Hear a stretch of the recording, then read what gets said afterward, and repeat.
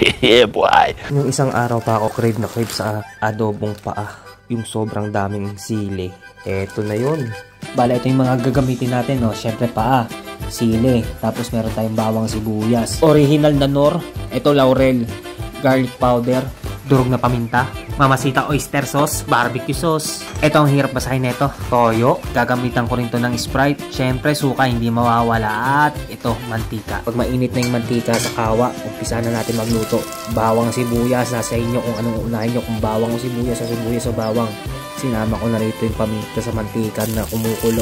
Siyempre hinagis ko na to, mga paa na to, at nilagyan ko ng garlic powder. Tapos hahalu-haluin ko lang hanggang sa magganyan ng kulay. Tapos sinamahan ko na ng oyster sauce. Itong mahirap basahin na to. Toyo, barbecue sauce na ibuhos ko na rin. Sabay onting halo. Sabay nilagyan ko ng laurel at Sprite. Haluin mo lang ng konti yan bay. Tapos takpan mo, pakuluan mo. Kapag kumukulo na, lagyan mo ng suka. Nga pala, bubudburan ko ng pamintang powder to. Kulog mo na yung chap-chap sili dyan. Nga pala, mahilig ako magpapak ng sili. So nilagyan ko ng mga buo. Sabay takip lang yan.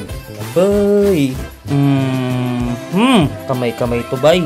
Masarap na ito. Naku, naglalaway na ako.